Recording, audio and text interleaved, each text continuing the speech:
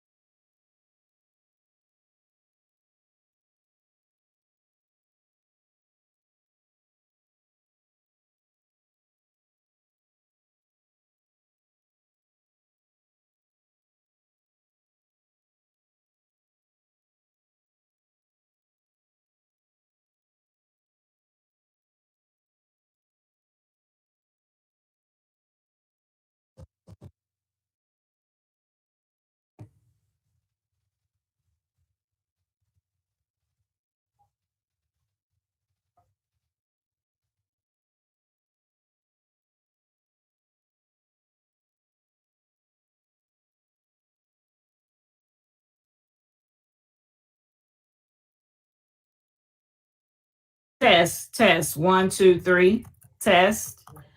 This is for our IT department. Test, test, 1, 2, 3, testing, testing.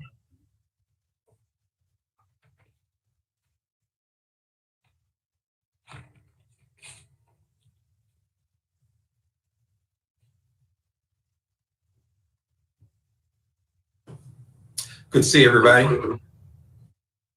Good afternoon. Can everybody hear me okay? Hear you Yes, fine. sir. We can hear you, but give us a moment, please. We're trying to ensure all of our systems are connected for this, session. Mr. White, I'm here.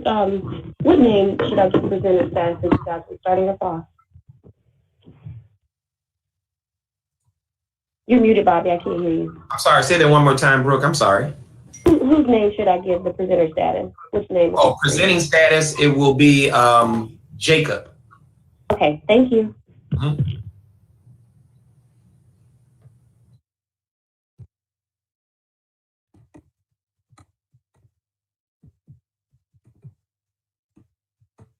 Jacob, are you on the line? Can you hear me?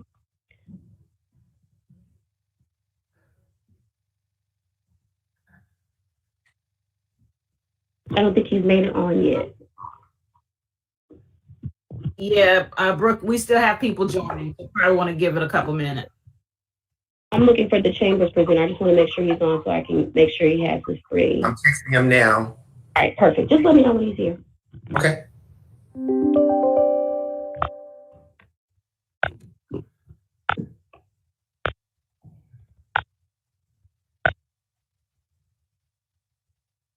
I believe he's on as Greater Memphis Chamber, Brooke. Perfect. Gotcha. We'll do. Got him. I'm adding him in there.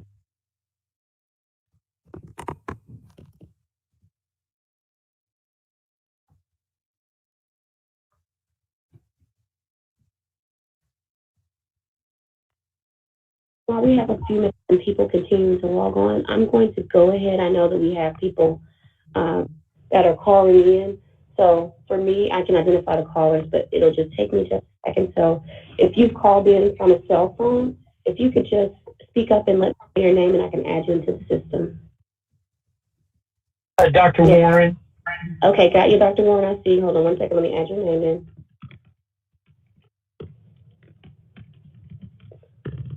Okay. And then we have two more callers. Amber Mills. I got you, Commissioner Mills.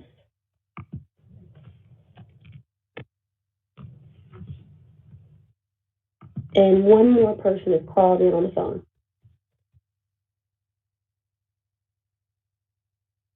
We got one additional caller.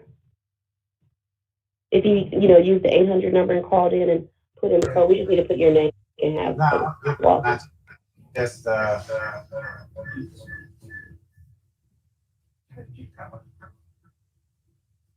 And then the caller just left. And then for just continuity's sake, if you're not speaking, you could just mute yourself because when all the mics are on, it gives text. So unless you're speaking, try to remain on mute. All right. I want to say the same one here. Amy Smith, you're not muted and we can hear you. If you're not speaking, please. Put it right here behind. Smith, Amy Smith. No, mic is on. Chairman Jones, Amy, mute your mic, please. Let's see. All right, is my mic on? yes. Your mic is on. Oh, okay.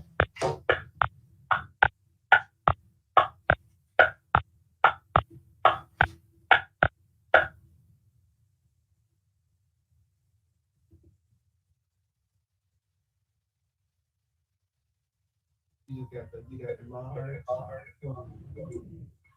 Smith, we're going to mute you. You're going to have to be requested to be unmuted. That's Chairman Jones. She's working on his video so he can access through a different system. So can you change that name to Chairman? Perfect. And do you want us to, thank you. And actually, she will have to change the name from how she logged in. I can't change it. She logged in with that name. But hold on. We'll get someone to give. Karan, will you text me a phone number and somebody from our staff will call and help them change the name? He has IT in there with him. Okay.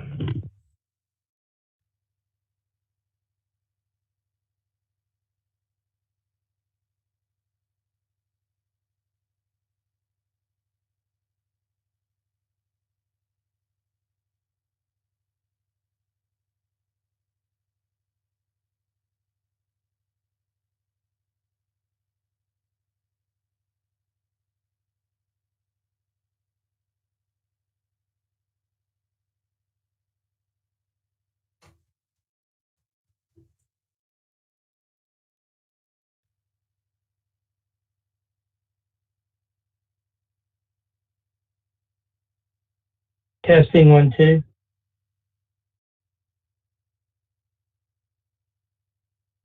Doc, you sound beautiful.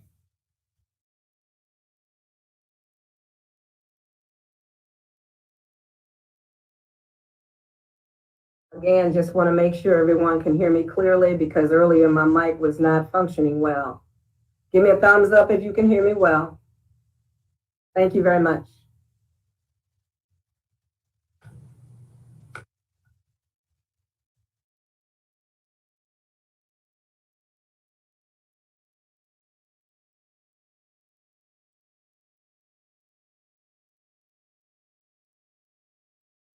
Good afternoon, everyone. Good afternoon.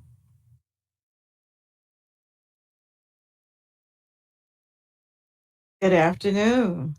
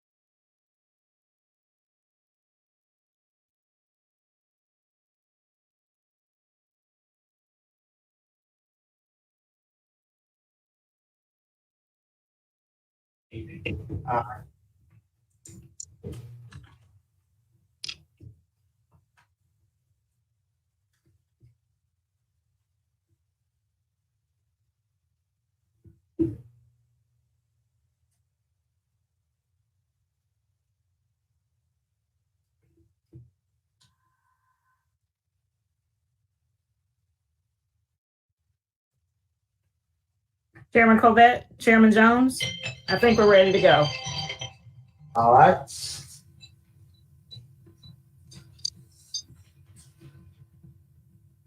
All right, Chairman Covette, you ready? Yes, sir. Let's do it. All right, let's go ahead on and get this meeting started. Once again, welcome back to all of the participants in this meeting. We move forward, looking at our pilot incentives at our different boards that do pilot. And so there's a lot of work in this. I know we said we wanted to get this done in 2 meetings, but there's a lot of work involved in this. But I ask that each and every one of you participate and put your questions out there. Say what it is. That's the only way that we're going to get to a definite point of what we're trying to do in looking at these pilots. And so with that, I want to welcome each and every one of you and for your participation in this process. And I'm going to turn it over to Chairman Covette and give him a welcome, and then we will go into what we're going to go through today. So everybody should have an agenda. Chairman Covette. All right. Thank you, Chairman Jones. Good afternoon, everybody. Welcome to round 2 of our conversation. Today, we're going to have a presentation by our friends at the Chamber. Talk about that Q&A for about the first hour after presentation. Second is I have 2 proposals, one by Councilman Jones and I believe the other by Council Lady Robinson.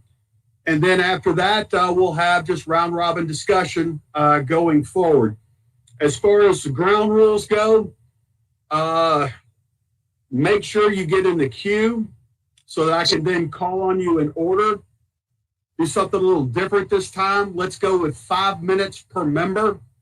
And as a heads up, no time sharing, but also an answer does not count against your time.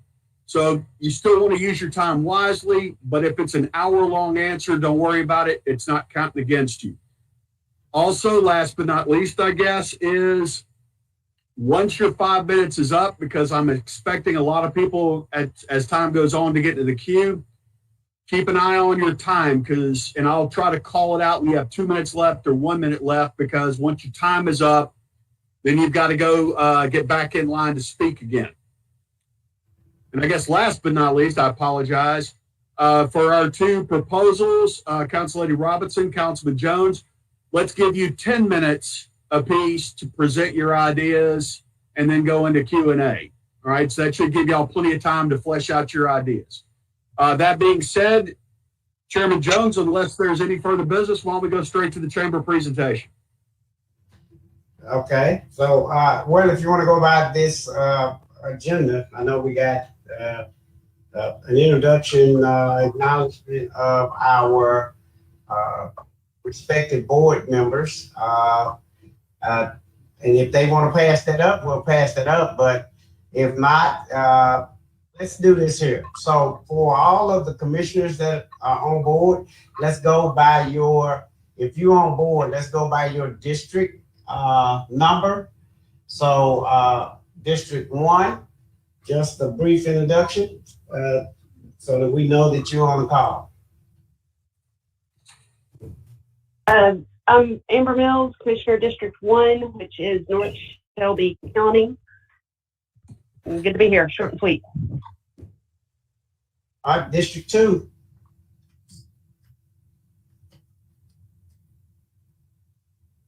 Okay.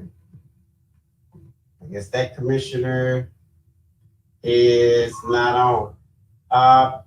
Commission District 3. Commissioner Wright is doing a double meeting. He is listening, but he's unable to speak right now. But he is on at this time. All right. District 4.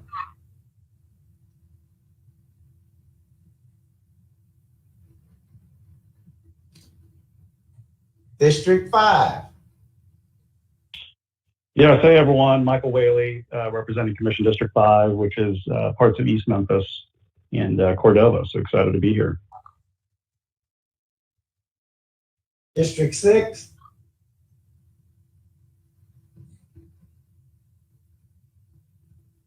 Mr. Chairman, I don't think Commissioner Brooks is going to make it this evening.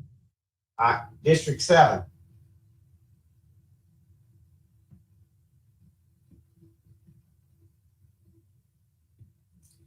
District 8.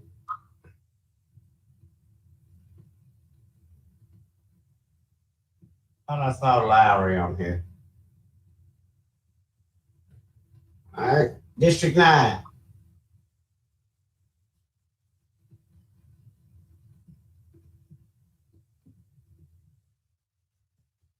District 10.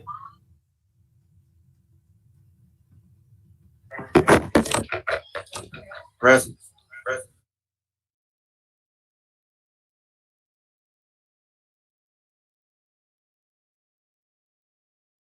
11 is me, so y'all know who I am. 12. Mr. Commissioner Turner is going to be joining a little bit later, Mr. Chairman. All right. And District 13. Hey, Commissioner, this is Commissioner Brandon Morrison, District 13, which is the East Memphis Poplar Corridor area, and particularly interested in economic development as it relates to workforce, and also protecting one of our assets, which is in my district, which is our office spaces. So thank you. All right, Chairman Corbett, I'm going to turn it back over to you. That's my board. All right. I'm honored to introduce the great Memphis City Council. District 1, Rhonda Logan. Good afternoon, everyone. District 1, Raleigh, Frazier, and Cordova. Glad to be here. All right. And I am Frank Colbett, District 2, East Memphis and Cordova. District 3, Patrice Robinson. Good afternoon. I'm here with you. I represent District 3, Whitehaven, Oak Haven, Hickory Hill, Fox Meadows, and I have just a small portion of Parkway Village. I am very interested in this topic. I hope that we hang in there and we get all the facts that we can before we make any decision. Thank you. Thank you, Patrice. District 4, Jamita Swearingen, Vice Chair Lady. Good afternoon. District 4, where we get more in District 4. The north boundary is Central Avenue, south boundary, Brooks Road, west boundary, Mississippi Boulevard, east boundary is Mendenhall. Thank you very much. District 5, Councilman Morgan. Worth Morgan, District 5, a whole lot of neighborhoods kind of right in the center of Memphis. Thank you, sir. District 6, Edmund Ford.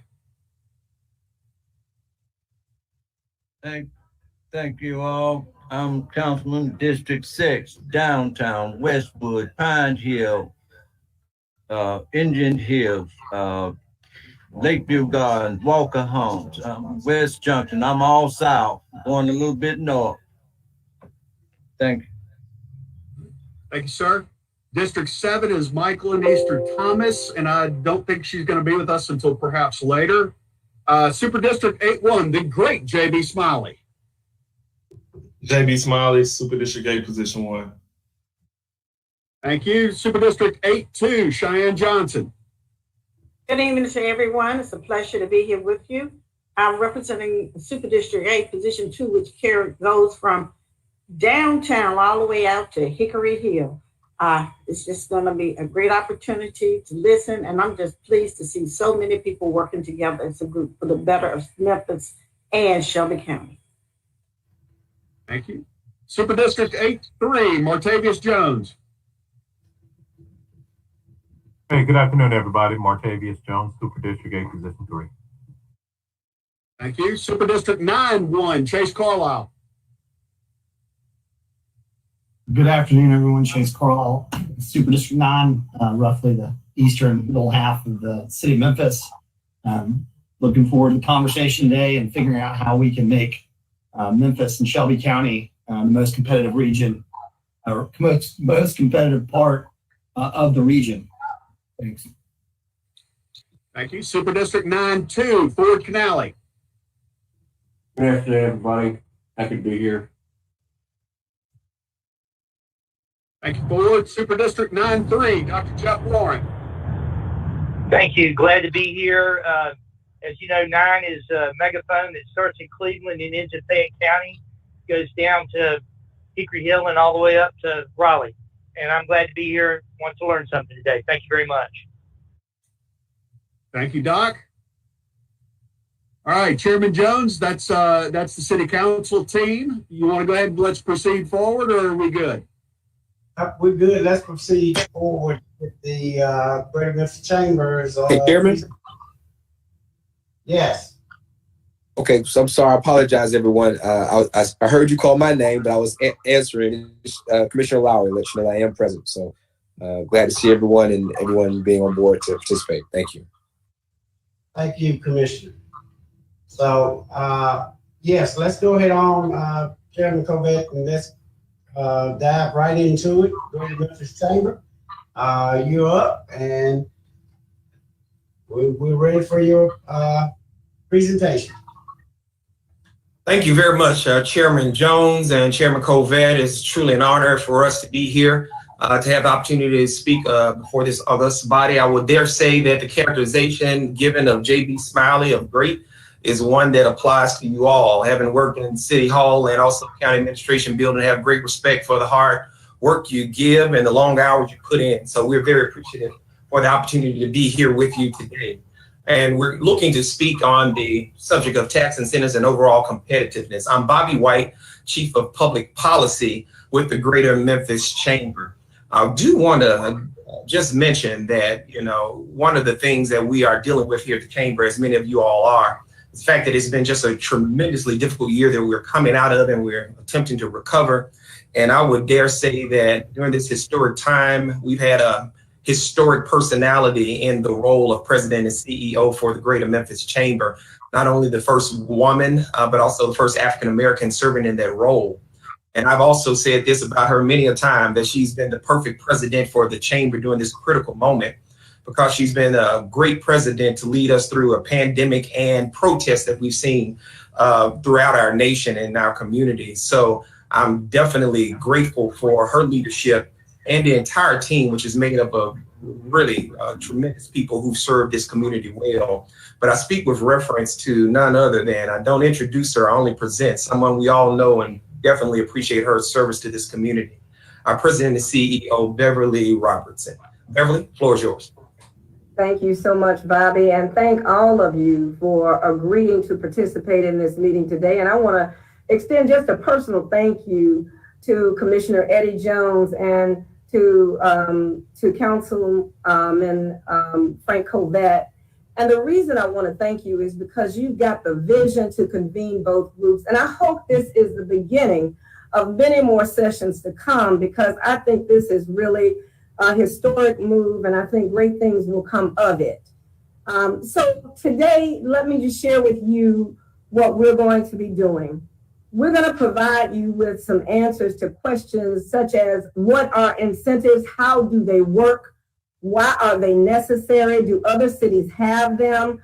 And then how do we compare here in Memphis? But most importantly, what I'd like to be able to discuss with you is the need to make Memphis much more competitive. So let me provide some context of the work of the chamber, because a lot of times people don't understand it. But first of all, let me clearly state the mission of the Greater Memphis Chamber, and that is to relentlessly pursue prosperity for all. Relentlessly pursue prosperity for all, not for a few, but for everyone. So the question really becomes, how do we drive prosperity for all? Well, our strategy is very simple and it is straightforward.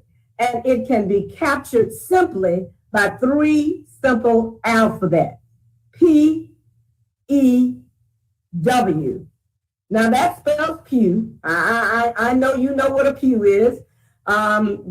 Just as pews are fundamental to houses of worship, pew is foundational to the work of the chamber. And I can tell you that it represents the totality of the work that we do. First of all, when you start thinking about prosperity for all, that E is in the center. That is the epicenter of the work that we do. We attract new stakeholders and higher level of investments so that we create higher wage job opportunities for those in the Memphis marketplace. And then we help existing businesses expand and grow. So it's an attract and grow philosophy. That is the E, the centerpiece of our work. The P is about creating a positive operating business environment. In order to be able to attract anyone, there've got to be positive assets and positive legislation that takes place. So from a broader perspective, our work is about stakeholder relations at a broader level, from a local, from a state, and from a national perspective. If things and policies are good for the market, we lobby for them. And if they're going to be detrimental for business, we're going to lobby against them. And of course, we can do nothing if we don't have a strong, talented pipeline, so that businesses understand that when they come here, not only will they do their work for now, but they are looking at making investment for the future as well. So we've got to be focused on building a strong talent pipeline. From an economic development perspective, we have a strong pipeline. And many of you may not realize that during the pandemic, we had as many as 38 companies looking to us, asking us for information because they're very interested in our location and the assets that we have to offer. So currently, though, we have 42 projects in our pipeline, and they totally can contribute about 9,300 jobs, and they represent a capital investment of over $3 billion with wages of over $52,400 average annual wage for those employees. That's pretty impressive during a pandemic. In addition to that, we have been able to attract new investments into the marketplace. And one recent attraction was an electric car manufacturer from California, Mullins. They're interested in relocating here and have demonstrated that interest. And of course, they have to secure broader, more substantial funding, but they want to locate here. And I'll just use the words of the president and CEO of the company when he spoke. He said, listen, companies like mine are located on the East Coast and the West Coast. But let me tell you something. You guys have the assets in the middle of the country, in the South. And I can tell you, we're looking at you now, but loads of other companies like mine are going to be looking to Memphis, which really suggests that we're going to have to build that strong workforce that's going to be able to understand the needs of those companies and be able to address them.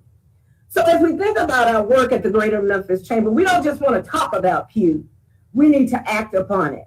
So in order to operationalize public policy, economic development, and workforce development, we knew we had to do 3 things.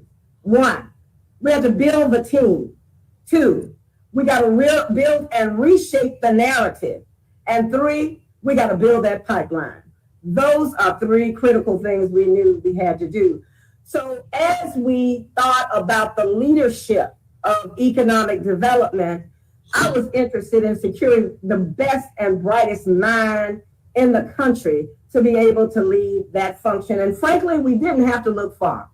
I happen to have been looking at this person over the past year and a half, let's say, and had a conversation with President Rudd at the University of Memphis. We built a unique partnership, probably unique among chambers across the country, with the University of Memphis, and was able to secure Ted Townsend to lead the function.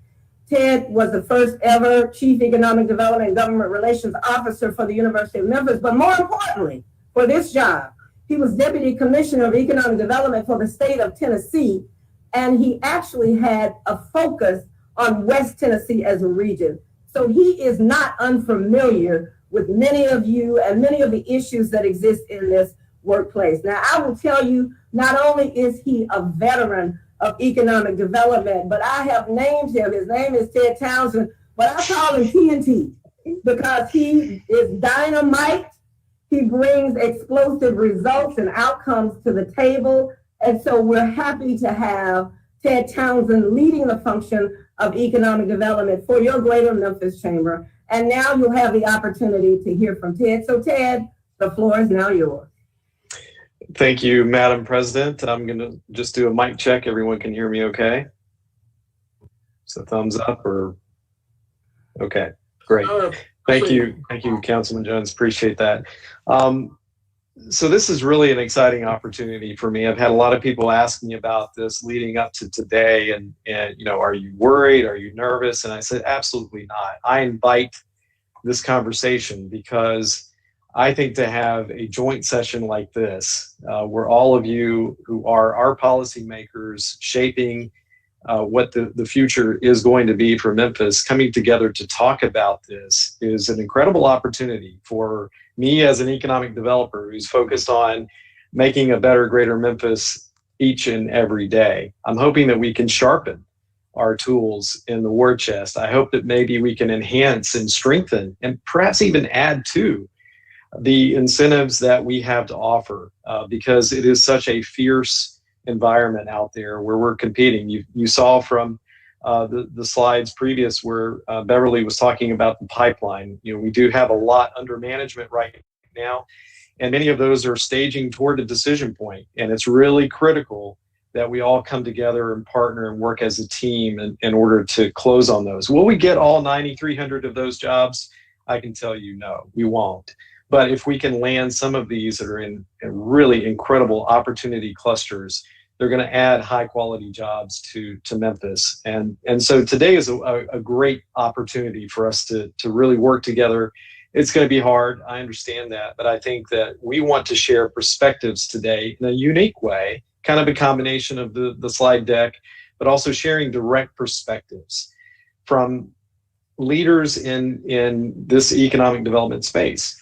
We felt it would be interesting for you to hear from our own commissioner, Bob Rolfe, who's commissioner of the State of Tennessee Department of Economic and Community Development. I served with Bobby as his deputy commissioner and chief operating officer. Prior to that, I served under two other commissioners, Bill Haggerty and Randy Boyd, all within the Haslam administration. And we experienced incredible growth in Tennessee, as you know, and as an agency, we were recognized as State of the Year in economic development back to back. That's almost unprecedented. When you're competing with Texas and other states, it's really challenging, but we did that. You get that recognition from incredible job announcements and investments coming our way. So we're going to hear from Commissioner Rolfe. We're also going to hear from someone else that I have worked with and competed head-to-head with, and that's Gray Swoop. Gray is a site selector now, but prior to that, he was the head of the Mississippi Development Authority, and we've lost some projects under his management when he led that under the Governor Barber years, and then he left there to go to Florida under Governor Rick Scott as head of the same agency for Florida, and then led it through the privatization where it became Florida Enterprise. And now he's a site selector. So we're going to hear from Gray. We're also going to hear from two of our local industry leaders, our current chair, Willie Gregory from Nike, and our past chair, Richard Smith with FedEx. So with that, I'd like to start with our first video, if you would please. So if you look at the site selection process, it's really not named correctly. It's really a site elimination process. And at the end of the day, what you're trying to do is look at locations and make a decision based upon where can we find the right resources, an optimization of talent, and then look at what are the cost issues for each. And then it becomes, a selection or an elimination of multiple sites so that you can narrow it down to 2 or 3 choices. And then from those choices, then you can make decisions based on, what fundamentally is driving the project and where's the best location. I've talked a lot about economics is a team sport, and also our elected officials have to understand that we all need to have our ships sailing in the same direction, that we need their support, as well as the corporation, as well as the chamber, as well as the education piece. The elected officials have such a huge impact on companies making a decision to come to our city. And we want to make sure that we are all on the same page. Anyone can have workers. What we want to have in Memphis is talent.